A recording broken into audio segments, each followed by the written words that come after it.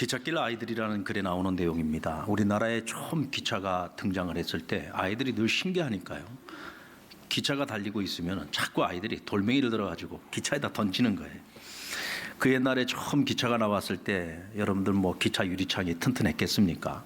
그러다 보니까 가끔 가다가 돌멩이에 맞아가지고 유리가 깨지기도 하고 또 승객들이 그 파편에 다치기도 하는 일들이 가끔 일어났다고 합니다. 저도 어린 시절 가만히 생각을 해보면요, 저희 집에서 기찻길이 멀지 않았어요. 그래서 친구들하고 같이 이 기찻길에 가서 어떤 장난을 치고 놀았냐면, 여러분들 큰 대못 있잖아요. 대못 머리에다가 이렇게 실을 매달아 가지고 길게 늘려놓고 기차가 오려고 하면은 그 철로 위에다가 이렇게 못을 갖다 놓고 밑에서 딱 기다립니다. 기차가 확 밟고 지나가면 어떻게 되겠어요? 못이 못을 확 밟고 지나니까 못 모양이 칼 모양으로 바뀌는 거예요. 처음 듣는 얘기인 것처럼 나는 전혀 그런 일이 없었다라는 듯이 지금 저를 쳐다보고 계시는데, 아마 우리 남자분들은, 제 나이 또래 분들은 아마 다 경험을 해보셨을 거예요. 그런데 그건 한참 뒤의 일이고, 정말 기차가 처음 나왔을 때 얼마나 신기했겠어요, 우리 아이들이. 그런데 그 일을 통해서, 그런 장난을 통해서 그런 불편한 일들이 생기니까 이제 학교에 이런 지시가 하달이 된 겁니다. 아이들을 잘 지도해서 절대로 그런 사고가 일어나지 않도록. 그래서 선생님들이 절대로 그런 장난치면 안 된다고 아이들한테 누누이 주의를 주는데도, 여러분들 개구쟁이 아이들은 하라 그러면은 더 안 하고, 하지 말라 그러면 더 하려고 하는 인간의 죄성이 있어요. 그러니까 이거는 주의를 주면 줄수록 오히려 장난이 더 심해지는 겁니다. 한 선생님이 아이디어를 냈습니다. 하루는 아이들을 전부 다 데리고 기찻길 옆으로 갔어요. 그리고 저쪽에서 기차가 오는 것을 보면서 선생님이 소리를 지릅니다. 얘들아, 우리 다 같이 기차를 향해서 손을 흔들자. 그래서 선생님이 먼저 손을 흔드니까 아이들도 같이 손을 흔듭니다. 그런데 참 재미있는 것이요, 밖에서 아이들이 기차를 바라보면서 손을 흔들기 시작하니까 기차 안에 있던 승객들이 보면서 안에서도 어떻게 해요? 같이 행복한 미소를 지으며 손을 흔드는 거예요. 아이들이 손을 흔들면서 안에서도 반응을 보이니까 재미가 있는 겁니다. 그 다음서부터 누가 시키지 않아도 기차가 오면은 막 달려가서 기차가 지나갈 때 손을 흔드는 거예요. 뭐를 안 던지고? 돌을 안 던지고 손을 흔드는 겁니다. 여러분들, 단순히 돌멩이를 던지지 말라는 말로는 아이들의 장난을 멈출 수가 없습니다. 그러나 손을 흔들면서 사랑을 표현하는 모습으로 바뀔 때 자연스럽게 돌멩이를 던지는 장난질이 사라지더라는 거죠. 악을 행하는 사람에게 악을 행하게 되면은요, 보복이 계속 반복됩니다. 그래서 자꾸 악한 모습들이 더 강화되는 거예요. 악을 행하고 있는 사람에게 선으로 대하잖아요. 그러면 사람들이 보기 시작합니다. 선으로 사람들을 대할 때 어떤 반응이 나타나는지, 좋은 반응이 나타나고 선한 반응이 나타나는 모습을 보면서 이게 내가 잘못 알고 있었구나 라고 생각을 하고, 내가 악을 행하던 것을 버리게 되고 나도 모르게 선한 일을 행하게 됩니다. 어찌 보면은요, 악을 행하면서 살아가는 사람들은 내가 선을 행한 어떤 경험이 없었기 때문에 선을 행해야지 선한 반응이 있다는 것을 내가 겪어보지 못한 거예요. 그러니까 자꾸 악을 행하게 되는 겁니다. 악한 일을 행하는 사람들에게 자꾸 악한 일을 행하지 말라고 한다고 해서 악한 일을 안 하는 것이 아니죠. 오히려 더 하게 되는 겁니다. 오히려 그들에게 악을 선으로 선대할 때에 그 선으로 대하는 그 결과를 통해서 좋은 반응, 선한 반응을 보면서 사람들의 생각이 바뀌기 시작하고 사람들의 행위가 바뀌기 시작을 한다는 거죠. 예수님이 어떤 분인지를 잘 몰라서 많은 사람들이 예수님께 돌멩이를 던지고 심지어는 예수님을 죽이기까지 했습니다. 그러나 예수님께서는 마지막 순간까지 단 한 번도 그들에게 돌을 던지지 않으셨습니다. 돌을 던지면 돌을 맞았고요. 또 예수님을 죽이기 위해서 십자가에 매달았을 때 주님께서는 저항하지 않고 십자가에 매달리시고 못질을 당하시고 또 창에 찔리시고 온갖 수치와 모욕을 다 당하시면서 우리의 죄를 대속해 주셨습니다. 그 사랑 앞에서 사람들은 어느 순간 자신들이 들고 있던 그 돌멩이를 스스로 내려놓게 됩니다. 그리고 마지막 죽어가면서도 자신을 핍박하는 자들에게 손을 흔들어 주시는 우리 주님께 그들도 손을 흔들기 시작합니다. 주님께서 말씀하십니다. 너희도 이제는 너희에게 돌을 던지는 세상을 섬기라고 말씀하십니다. 그리고 그들에게 손을 흔들어 주라고 말씀하십니다. 그들과 함께 서로 손을 흔들면서 행복한 미소를 지으며 내가 너희에게 주는 평안과 행복과 이 화목을 누리면서 살라고 말씀하십니다. 여러분, 이것이 바로 하나님의 도입니다.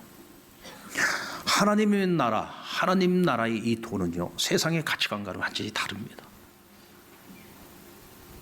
하나님 나라의 도는요, 내가 먼저 사랑하고 내가 먼저 섬기고 내가 먼저 용서하고 오히려 나에게 돌을 던지는 자에게 손을 흔들므로써 내가 변화되고 또 나를 핍박하던 사람들까지도 변화되게 만드는 것, 이것이 바로 하나님 나라의 도라는 거죠. 이것을 오늘 예수님께서는 아주 간단한 말씀으로 가르치고 계십니다. 마태복음 5장 16절 말씀 우리 같이 읽을까요? 시작. 이같이 너희 빛이 사람 앞에 비치게 하여 그들로 너희 착한 행실을 보고 하늘에 계신 너희 아버지께 영광을 돌리게 하라. 사람들이 너희의 착한 행실을 보고 너희의 아버지이신 하나님께 영광을 돌리게 하라는 것입니다. 무엇을 보고요? 너희의 착한 행실을 보고. 자, 그런데 오늘 이 말씀을 듣고 있는 사람들을 향해서 주님께서 말씀하십니다. 너희는 세상의 소금이고 너희는 세상의 빛이다. 현대 사회에서는 이 소금이라고 하는 것이 뭐 그냥 흔하게 우리가 살 수도 있고 볼 수도 있는 그런 재료라고 말할 수 있습니다. 그러나 고대 사회에서 이 소금이라고 하는 것은요, 굉장히 구하기가 어려운 아주 진귀한 재료 중에 하나였고요. 또 돈을 많이 주고 사야 되는, 그래서 거의 금값에 해당될 만큼 그렇게 아주 값비싸고 아주 가치 있는 재료였습니다. 고대 사회에서 정말 쓸모 있는 사람, 꼭 필요한 사람, 그리고 아주 중요한 일을 하는 사람들을 가리켜서 이런 표현을 많이 썼죠. 당신은 소금과 같은 사람이다. 이거는 최고의 찬사였습니다. 그런데 거기서 한 걸음 더 나아가서 너희는 세상의 빛이라고 말씀하십니다. 여러분, 빛이 없는 어둠을 생각해 보십시오. 어둠이 있다가 빛이 밀려와서 어둠이 사라지는 것은 괜찮은데 어둠만 가득한 세상을 생각해 보십시오. 사람들은요, 빛이 없는 세상 속에서는 살아갈 수가 없습니다. 아니, 사람뿐만 아니라 모든 생명이 있는 것들은요, 빛이 있어야만 살아갈 수가 있습니다. 빛은 곧 생명을 의미하는 것이죠. 자, 그런데 오늘 갈릴리 호숫가에서 살고 있는 야트막한 산 위에서 오늘 예수님의 말씀을 듣고 있는 이 사람들을 가리켜 주님께서 너희는 세상의 소금이다, 세상의 빛이라고 말씀하셨습니다. 여러분, 우리는 여기서 우리를 향하신 하나님의 마음, 그 진정성을 볼 수 있는 겁니다. 그 사랑을 깨달은 사람들, 그 사랑을 잊고 살아가는 사람들은요, 우리가 그 하나님을 대할 때도 진정성으로 대하기를 원하시는 겁니다. 왜? 하나님도 진정성을 가지고 우리를 만나주시고 우리와 교제하시니까 우리도 하나님께 진정 어린 마음을 가지고 사랑하고 진정 어린 마음으로 하나님을 섬기기를 원하시는 것입니다. 주님께서 유대인들의 3대 경건 생활인 구제와 기도와 금식을 가르치실 때 강조하신 것이 뭡니까? 위선, 외식하지 말라는 거예요. 사람들에게 너의 의를 드러내고 나타내기 위해서 구제하지 말라는 겁니다. 사람들에게 너희가 경건한 사람이라 사람들에게 칭찬 듣고 인정받고 싶어서 길거리에 나가 시장에 나가서 큰 소리로 기도하지 말고 중언부언하지 말라는 거예요. 많은 말로 기도를 해야 그것이 하나님이 받으시는 참 기도인인 양 착각하지 말라는 것이죠. 외식하지 말라는 겁니다. 너희가 금식한다고 사람들에게 그것을 자랑하고 경건한 자라 인정받기 위해서 금식하는 거 티내지 말라는 거예요. 그래서 더 초췌한 모습으로, 더 불쌍한 모습을 보이지 말라는 것입니다. 이건 전부 다 위선이라는 거죠. 여러분, 세상에서 가장 어리석은 게 뭔지 아십니까? 하나님의 눈을 속이려고 하는 겁니다. 우리가 사람의 눈은 속일 수 있습니다. 그러나 하나님은 그 사람의 마음과 중심을 감찰하시는 분이에요. 때로는 나도 내가 무슨 생각을 하는지 잘 모를 때가 있어요. 그러나 하나님은 내가 무슨 생각을 하는지 기가 막히게 아십니다. 왜 그렇습니까? 우리를 지으셨기 때문에 그렇습니다. 우리는 피조물이고 하나님은 창조주이십니다. 누구보다도 우리의 속사람을 잘 알고 계십니다. 우리가 어떤 마음을 가지고 있는지, 어떤 생각을 가지고 이와 같은 행위를, 이와 같은 행동을 하고 있는지 하나님은 너무나 잘 아시죠. 그런데 우리가 위선을 가지고 하나님을 속일 수 있습니까? 속일 수 없어요. 하나님께서는 우리가 진심을 가지고 대하기를 원하십니다. 사람이 진심이 없으면 그 사람의 마음이 미련해집니다. 그 사람의 마음이 어두워집니다. 이 어두운 마음, 이 미련한 마음을 감추기 위해서 우리는 더 위선을 행할 수밖에 없는 거죠. 하나님께서 우리에게 착한 행실을 말씀하실 때, 자, 너희가 구제를 한다. 어떤 마음으로 구제를 해야 되냐? 정말 그 사람을 긍휼히 여기는 마음, 불쌍히 여기는 마음을 가지고 작은 것일지라도 진심 어린 마음으로 나누라는 거예요. 이게 참 구제라는 겁니다. 기도를 할 때에 은밀한 중에 귀를 기울이시는 하나님 앞에 너희가 진정성 있는 기도를 드리려면 골방에 들어가서 기도하라는 거예요. 너희가 정말 참 금식을 하려고 하면 너희가 금식하는 거 티내지 말고 오히려 더 세수도 자주 하고 오히려 머리에 기름도 바르고 더 싱싱한 모습을 가지고 금식을 하라는 것입니다. 왜요? 나의 경건이 드러나지 않도록 하기 위해서. 참되게 하라는 거예요. 진정성을 가지고서 하라는 것입니다. 하나님께서 그런 섬김을 받으시겠다는 거죠. 근데 여러분, 이런 사람들은요, 이웃과의 관계에 있어서도 진정성을 가지고 섬깁니다. 하나님 앞에서 진정성 있는 믿음을 가지고 살아가는 사람들은 사람을 대할 때도 역시 마찬가지예요. 마태복음 5장 33절로 37절의 말씀에 보면은 너희는 도무지 맹세하지 말라는 명령이 나옵니다. 모세의 율법에는 보면은 헛맹세하지 말 것이며 맹세를 하거들랑 반드시 그것을 지키라고 말씀을 하십니다. 근데 예수님께서는 여기서 한 걸음 더 나아가서 아예 맹세라고 하는 것 자체를 하지 말라는 거예요. 여러분, 사람들이 왜 맹세를 합니까? 내가 사람들에게 어떤 약속을 합니다. 내가 이 약속을 반드시 지킬 것이라고 하는 것을 맹세하는 거잖아요. 그것은 나의 신실성을 믿어달라고 맹세를 통해서 사람들에게 강요하는 것입니다. 어떤 이들은 자기 맹세가 진실이라는 것을 말하기 위해서 하나님의 이름으로 맹세를 하기도 하지요. 그런데 예수님 그런 거 하지 말라는 거예요. 이 얘기는 한 걸음 더 나아가면 너희의 삶이 다른 사람들 눈에 비춰질 때 신실한 모습으로 살아가라는 겁니다. 내가 맹세를 하려고 하면 상대방이 이렇게 말합니다. 아니, 맹세 필요 없어요. 전 당신을 믿습니다. 평상시에 당신의 살아가는 모습을 보면 당신은 맹세하지 않아도 당신은 이 약속을 지킬 거라는 것을 저는 믿습니다. 당신은 법 없이도 살아갈 사람이라는 것을 제가 믿습니다. 그러므로 저에게 맹세 같은 거 하실 필요 없습니다. 왜요? 이 사람은 평상시에 신실한 사람이기 때문에 그렇습니다. 이 사람은 단 한 번도 나를 가식적으로나 위선적으로 대하지 않았습니다. 진정성 어린 마음을 가지고 나를 늘 상대했단 말이죠. 그래서 세상 사람들이 나를 인정해 줍니다. 믿어줍니다. 그리스도인의 삶은 이래야 된다는 거예요. 여러분, 우리가 왜 자꾸 믿는 사람들이 세상에서 욕을 얻어먹습니까? 그것은 우리의 말과 행위가 다르기 때문에 그런 겁니다. 우리의 삶이 위선적이기 때문에 그런 거죠. 믿을만 하지를 못합니다. 신실하지를 못한 거예요. 근데 오늘 우리 주님께서 우리에게 요구하십니다. 나는 너희가 세상에서 맹세가 아니라 사람들이 먼저 너희를 인정해주고 사람들이 먼저 너희를 믿을 만한 사람이라고, 신실한 사람이라고 인정받는 삶을 살아갔으면 좋겠다는 것입니다. 오늘 주님께서 선한 행실을 말할 때 이 선한 행실은 칼로스를 말하고 있는 거예요. 이것을 한마디로 말하면 선한 영향력이라고 말하는 거죠. 선한 영향력. 이 선한 영향력이 나의 삶을 통해서 사람들에게 비춰질 때 사람들이 변하기 시작합니다. 여러분, 무엇이 이런 감동과 변화를 가져올까요? 이것은 율법을 넘어서고 하나님이 우리에게 베푸신 그 사랑의 마음, 그 사람의 사랑의 마음으로부터 이것은 시작이 될 수 있습니다. 율법은 눈은 눈으로, 이는 이로 갚으라고 합니다. 이게 보복법이죠. 내가 받은 만큼 갚아주라는 거예요. 근데 예수님께서 뭐라고 말씀하셨습니까? 오른뺨을 때리면 어느 뺨? 왼뺨을 갖다 대라. 속옷을 달라고 하면 겉옷도 벗어줘라. 오리를 가자고 하면 신미를 같이 동행해 주라고 말씀하십니다. 이 말을 듣고 있는 사람들이 이해가 안 갑니다. 무슨 말도 안 되는 소리야. 분명히 모세의 율법에는 받은 만큼 갚아주라고 했는데 이게 이해가 안 가는 거죠. 근데 주님께서는 이렇게 하라는 거예요. 주님께로부터 이 말씀을 처음 들었을 때 이게 이해가 안 됐어요.